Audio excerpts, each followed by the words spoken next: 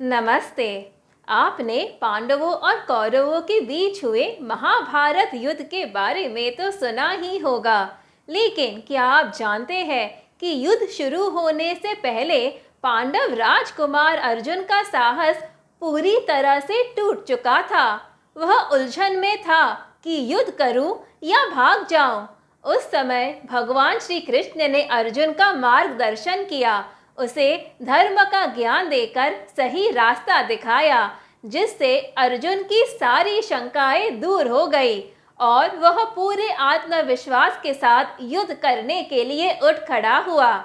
भगवान श्री कृष्ण और अर्जुन के बीच रणभूमि पर हुए इसी संवाद को श्रीमद् भगवद गीता कहते हैं, अर्थात भगवान का दिव्य गीत, जिसके 18 अध्यायों में 700 श्लोक है। यदि हम भी अर्जुन की तरह दुख के खाई से निकलकर सुख की ऊंचाइयों को छूना चाहते हैं, यदि हम भी जीवन के उतार चढ़ाव को हंसते हंसते पार करना चाहते हैं, यदि हम भी खुश रहने का रहस्य जानना चाहते हैं, तो हमें भी भगवद गीता ज़रूर पढ़नी चाहिए। पर उसे पढ़ने से पहले ये जानना ज़रूरी है कि गीता न केवल रणभूमि के बीचों बीच कही गई थी, बल्कि महर्षि वेदव्यास द्वारा रचित विशाल ग्रंथ महाभारत के भी बीच में पाई जाती है। इसीलिए गीता पढ़ने से पहले ये जानना ज़रूरी है कि महाभारत का ऐतिहासिक युद्ध आखिर क्यों हुआ था। इससे हम गीता को बेहतर समझ पाएंगे। तो आइए पहले संक्षेप में महाभारत को देखते हैं। हजारों साल पहले भारत के कुरुवंश में दो राजकुमारों ने जन्म लिया, धृतराष्ट्र और पांडु। धृतराष्ट्र बड़े थे पर जन्म से ही अंधे थे, इसीलिए समय आने पर छोटे भाई पांडु को राजा बना दिया गया। धृतराष्ट्र की शादी गांधारी से हुई और उनके 100 बेटे तथा एक बेटी हुई। सभी बेटे कौरव कहलाए और उनमें से सबसे बड़ा दुर्योधन था। पांडु की 2 पत्नियां थी, कुंती और माद्री। कुंती को 3 बेटे हुए, युधिष्ठिर, भीम और अर्जुन। माद्री के 2 बेटे हुए, नकुल और सहदेव। ये पांचों भाई पांडव कहलाए। दुर्भाग्यवश पांडु ने राजगद्दी को त्याग दिया और कम उम्र में ही उनकी मृत्यु हो गई। तब धृतराष्ट्र कार्यकर्ता राजा बना दिए गए। पांडव और कौरव दोनों ने साथ में ही गुरु द्रोणाचार्य से शिक्षा प्राप्त की थी। पांडव हमेशा ही धर्म के मार्ग पर चलते थे और कौरव अधर्म के। युधिष्ठिर इन सब में से बड़े थे और अगले राजा बनने के योग्य भी थे, लेकिन बचपन से ही दुर्योधन की नज़र सिंहासन पर थी। दुर्योधन ने पांडवों को रास्ते से हटाने के लिए कई षड्यंत्र रचे, लेकिन पांडव हमेशा उनमें से जीवित बच निकलते थे। धृतराष्ट्र दुर्योधन के स्वार्थ और चालाकी को जानते थे और उन्हें पता था कि वह पांडवों की जान के पीछे पड़ा ही रहेगा। तो शांति बनाए रखने के लिए कुरु राज्य को 2 भागों में बांट दिया।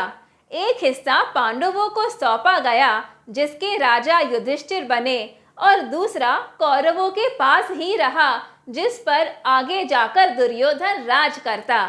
पर दुर्योधन पूरे राज्य पर अकेले ही राज करना चाहता था और इसीलिए उसके षड्यंत्र चलते रहे।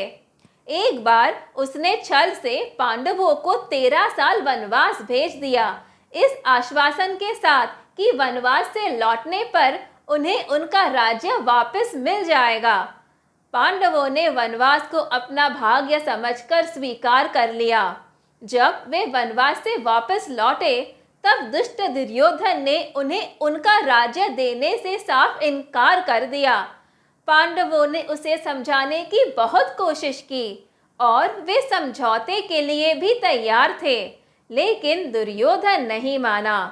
दुर्योधन युद्ध के बिना एक सोई के नोक जितनी जमीन भी देने के लिए तैयार नहीं था।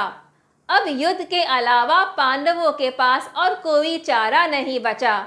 जो युद्ध आसानी से टाला जा सकता था, अब वह अनिवार्य हो चुका था।